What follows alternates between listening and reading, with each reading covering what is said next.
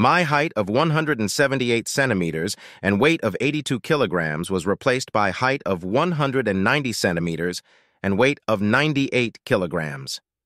The only problem was that my successor wasn't as good as me. Do you know what it's like to be beaten and abused by such a big man? Well, Susan knows now, and she may have gotten remorse. Well, you should, because she's the last person in the world I'll ever feel sorry for, especially since she doesn't look as stunning as she once did. Sullen eyes tend to spoil the beauty of a face. I take another sip of my drink and glance at the clock. 11:22. 18 minutes since I last looked. The living room is almost hidden by darkness, the curtains drawn. I like the dark. I can lose myself in it and nothing can hurt me there. I mean, nothing but a wife with secrets. I'd been divorced from Susan for 3 years when I met Beth. She was nothing like Susan. At 155 centimeters tall and 46 pounds, she was 15 centimeters shorter, 18 pounds lighter, and I was attracted to her from the start. I lie to most people about how we first met. I made up a romantic story about how we bumped into each other while buying Valentine's Day gifts for our significant others at the time. How we had coffee at a coffee shop and haven't left each other's side since that night. It was actually a blind date organized by my sister. "You need to go out and meet another woman," she admonished me. "Do you want to be single for the rest of your life?" I didn't want to. But I wasn't the most trusting person when it came to members of the opposite sex. Too many times the women I dated had lied, and I wasn't in the mood to be lied to again by another one just yet. So I was a little picky about who I dated. Beth was from American Insurance Corp, where my sister Vicky worked in inside sales. Beth was the personal assistant to the head of marketing, a 40-year-old woman who would eat her own children if she found someone stupid enough to want to breed with her. After meeting her just once, I didn't think there was a man in the world who would take on that task. At least not any sane man. Beth just showed up one day at a private barbecue party at Vicky and Dave's house. She was cute, petite, and had a big smile on her face when my sister came over to introduce us. We seemed to be pushed towards each other all evening by everyone there. "Don't you get the feeling that we've been set up?" she asked after we were strategically seated next to each other at the table. "What was your first clue?" I clarified. "The blood test they took from us as soon as we walked in, or when we were handcuffed to each other so we wouldn't get lost." "What about the priest with the prayer book who stared at us all night?" Beth asked with a muffled laugh. "It was nice, though, when Dave slipped me 2 tickets to a Caribbean cruise and wished us a nice honeymoon." "You're kidding, right?" Beth asked. "I mean, he didn't actually do that, right?" "No, but he did mention that he and Vicky had a wonderful time on the honeymoon cruise and that they wouldn't mind going on another one." "Sister or not, they're not going on our honeymoon cruise. I'm not going to share my honeymoon with anyone but my husband." She stopped talking, blushed a little, and clarified. "If I get married, of course." The evening was starting to get interesting. We were good. Beth and I were a couple made in heaven, at least for the first 6 years. And yes, we spent our honeymoon on a ship in the middle of the ocean. We left our cabin a total of 8 times. 1 was mandatory. They called it a gathering. And the other 7 times were to dance at one of the 4 nightclubs on board after dinner. My fiancée liked to party spontaneously. Thank goodness she was slowing down after about an hour when I exclaimed, "Mercy!" because I wanted to make sure I had enough energy for what was to come later that night. Now the doubts came up. With a boy and a girl, we decided to settle on 2 children. I'd like to say life was perfect, but what is marriage really like? We had occasional disagreements, but they were not serious, mostly over the trivialities of everyday life. The lovemaking didn't suddenly stop overnight, and we even talked about our plans for our retirement years in the distant future. I noticed the change just before our 7-year anniversary. I'd like to say it was the itch of 7 years, but it wasn't. We still had sex 3 times a week and had almost no money problems. We talked constantly about any and all issues, and I even went so far as to ask her if anything was wrong. As with any similar story, she told me nothing had happened. But something had, after all. At 41, I was not a naive child. Unfortunately, I'd already been through it. A man can only realize something's wrong if he opens his damn eyes. Problem was, I didn't know what was wrong. I didn't follow her in an unmarked car or a rental car. I didn't hire a private investigator or even put bugs in our house or phones. I simply watched a woman I thought I knew as well as I knew myself. 15 minutes before midnight, I heard the garage door open and close. I heard Beth walk into the kitchen and then into the living room where I was still sitting. My drink was already finished. "You're home late from the club tonight," I said, watching as she jumped with surprise and turned on the overhead light. "I thought you and Katie were just going to have a drink or two. That's all." "You scared the hell out of me, Steve. What are you doing here?" "Waiting for you," was all I said. "Well, I'm here. Go to bed. It's late," she said, waited for me to get up before turning out the light. After that, it was our typical night. We undressed.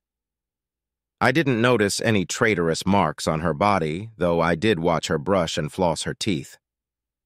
"Do you want to fool around before bed, or is it too late?" Beth asked. "Tomorrow is Saturday, so we have the whole weekend to do it." I answered her. "I'm tired. How about we just cuddle tonight? First time eating for anything that hasn't already happened. It was my first time refusing a lovemaking session, and that fact didn't go unnoticed." "Was it because of me?" she asked. "No, I just have a lot on my mind, but if you want it so badly, I'm pretty sure I can do it for you." "No, you're right. It's getting late, and a little hug is just what the doctor ordered." We cuddled, but neither of us ever fell asleep for the next 2 or so hours. I listened to my wife's breathing and could even feel her lashes on my face as she opened and closed them. She knew I was guessing there was a problem, but she didn't say anything. We didn't have any fun on Saturday or Sunday. Everything just seemed to work out that way. She didn't push, and I didn't show any interest either. We did a lot of activities with the kids, but when we were alone, it was like there was a veil of something between us. I think Beth wanted to say something a couple times, but when she opened her mouth, she closed it and looked away. Guys get it. For me, it was something in her eyes. The only questions swirling around in my head were who and why. Honestly, I didn't want to know, but I really needed to know. My only problem was that I was afraid to ask my wife directly. Work sucked for the next 2 weeks, but not as bad as my home life. Our 3 times a week dwindled down to maybe 1, and it sucked. I think a man can handle almost anything in a marriage except cheating. It eats away at you when you end up questioning your manhood. I know it's been that way. "Do you mind if I go clubbing Friday after work?" Beth asked me Wednesday night after dinner as we were tidying up the kitchen before bed. "Are you going to be out half the night again?" "Steve, last time I was home before 12. Even when I was in high school, I was out late. You're acting like you don't trust me." That question didn't keep her waiting long for my answer. "No, I don't, and if you want to go, I'll go with you on Friday." She stopped loading the dishwasher and turned to me. At first, she looked like she was going to laugh, but then she realized I wasn't kidding.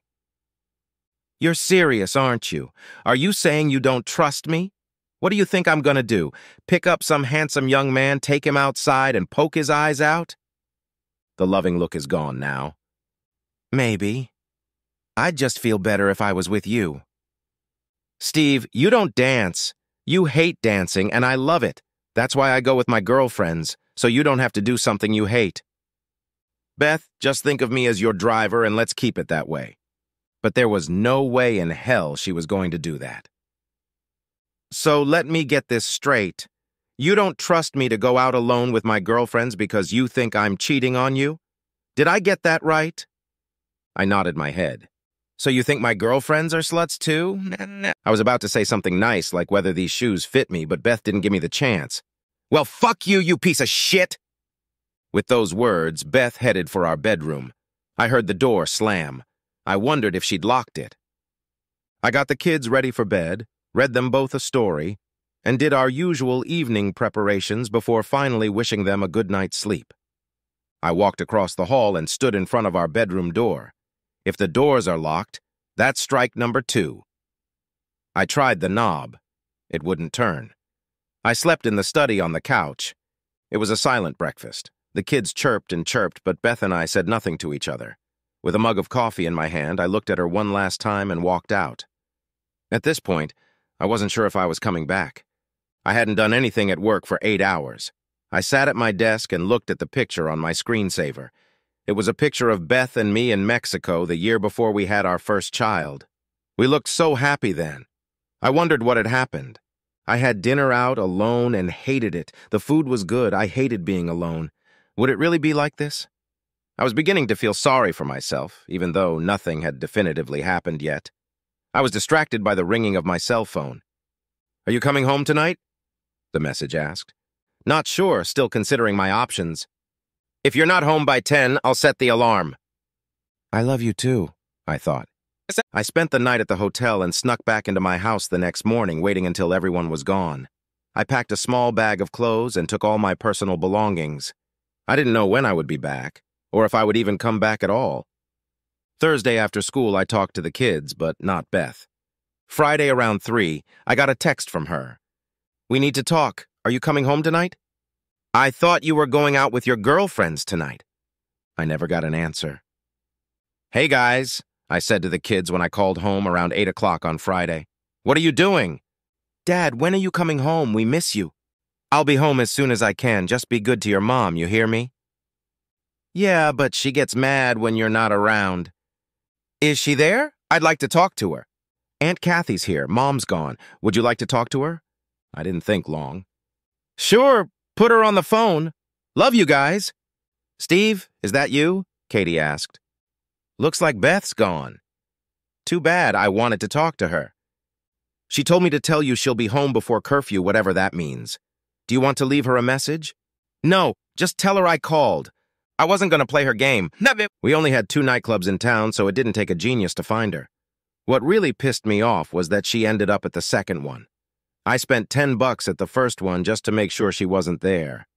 The club was crowded, the music was deafening, and I had no idea why I was even there. I grabbed a beer at the bar and went looking for her. I found Beth and her 3 friends on the dance floor. The guys they were dancing with seemed to be about 10 years younger than them. I watched them for about an hour and a half. Beth didn't leave the dance floor, even when the slow dance was playing. There were a lot of hands roaming her body, but at least she wasn't having sex with them right there on the dance floor. I could tell she'd had more than enough to drink, but was managing not to fall over drunk.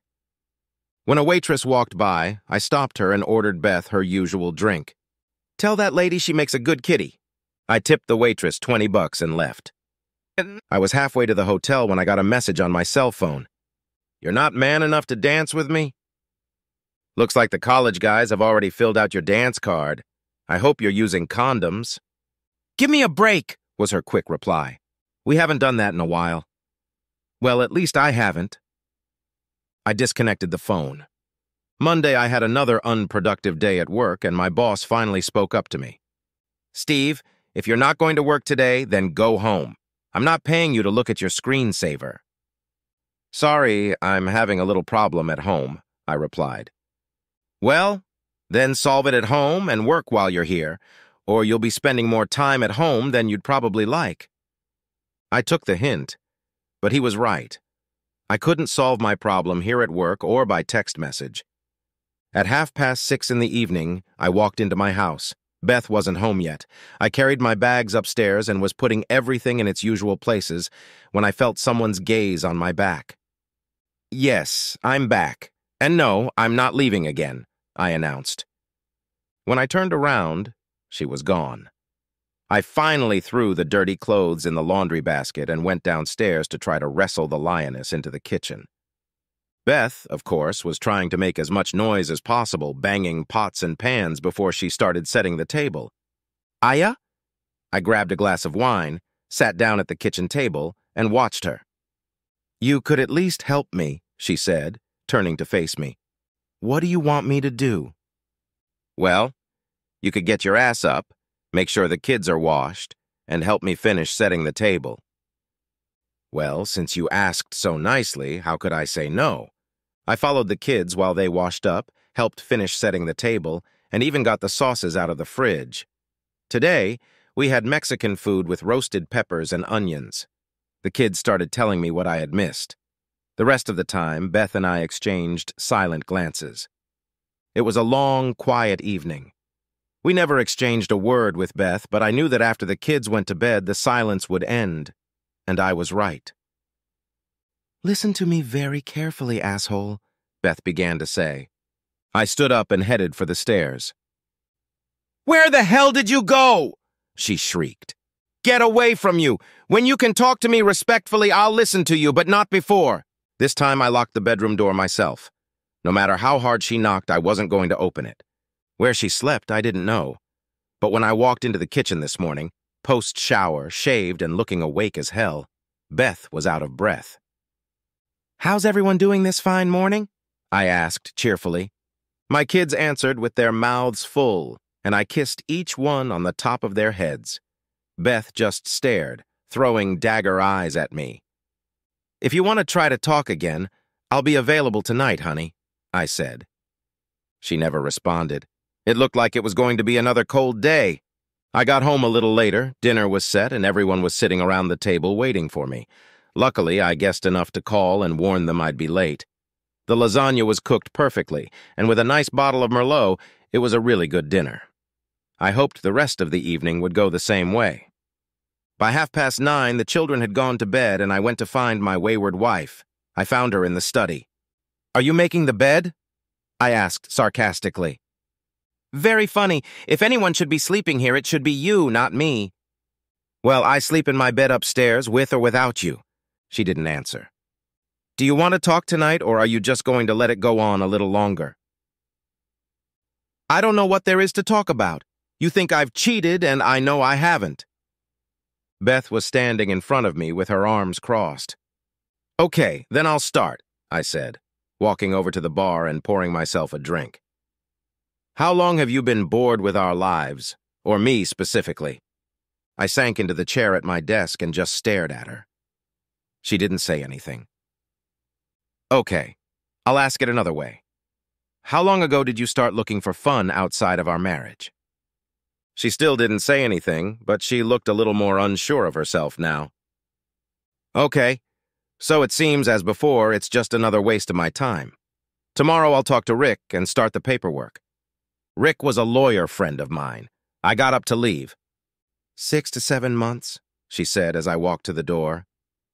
"I've been bored with life for the last 6 months. Is that what you wanted to hear?" "Not really."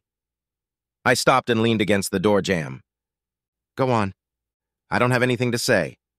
I woke up one day and realized that I'm a mother tied down with 2 kids, and nothing is going to change for the next 15 years or until the kids go off to college. Don't get me wrong, I love them to death, but I'll be in my 50s before we're carefree again. I guess I just got depressed." I started to think back on what had changed by the time these girls' get-togethers started. "Well, I'm in the same boat as you, and you can't tell me to complain and look for some weird stuff on the side. Steve, you're not the guy to do that. And besides, and don't take this the wrong way, but you like our life the way it is." She was right about that. "So where are we at? You want to leave me? I'm not going to let you have an affair just so you don't feel old and ugly. That's never going to happen." "Steve, I'm not looking for an affair. Just once a month I try to relax and prove to myself that I am still attractive to others." "Like what I saw you do last night?" "Yeah, that's right. I had a good drink, danced my ass off, flirted with a lot of cute guys, and came home untouched." "Technically, you didn't come home untouched, and I wasn't there when you came home. What if you drank too much and let one of your sexy young dance partners take what is rightfully mine?" "That won't happen. That's why we go as a group. Each of us looks out for the other, so nothing can happen." "Steve, it's not like we're going to pick up guys there, for God's sake." "But by your own admission, that's exactly what you're doing. I offered you a ride on Friday, but you turned me down, and now I know why." "Steve, I love only you, and I want to be your wife forever." Are you telling me you're willing to spend eternity with a boring guy?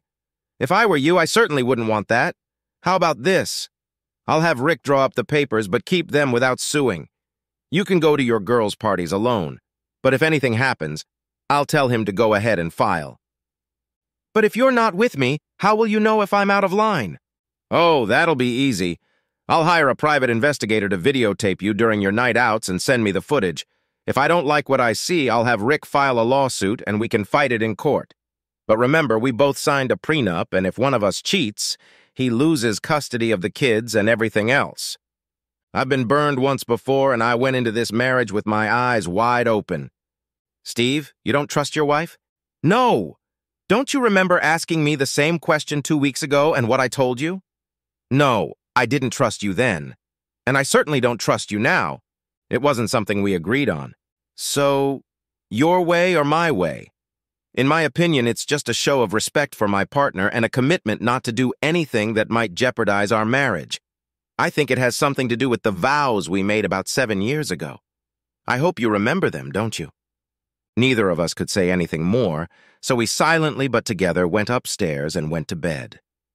Did we make love? Not that night, but the next 3 nights. My family life got a lot better after that. Beth went out with her 3 girlfriends and didn't do anything objectionable with anyone else. How do I know that? I don't. You see, I never hired a private investigator to take them down. I found out the price and it was too high, but I didn't tell Beth. Rick prepared some divorce papers, which I left on my desk as if by accident for about a week, so Beth would see them for sure. Now I go out to dinner and dancing with my wife at least once every 2 weeks. Yes, I said dancing. We signed up for a couple's salsa class. You see, after practicing Latin dancing with my wife for an hour or 2, she just kills me in bed. I don't think Beth misses me, but if she does, she hides it well. And she was wrong about one thing. I, too, felt like we were bogged down in a routine. And whenever we'd be at the mall, I'd look at all the pretty women walking by. Did I ever want to go any farther? Never. I didn't want to end up a 2-time loser like my ex-wife Susan. I had the best family a man could ever dream of, and a little weirdness wasn't worth it, no matter how good it looked from the outside. So no one cheated, was cuckolded, or even divorced. Boring story, I agree, but that's life sometimes. But heck, who the hell am I to judge how other people live their lives? I have my own life to worry about.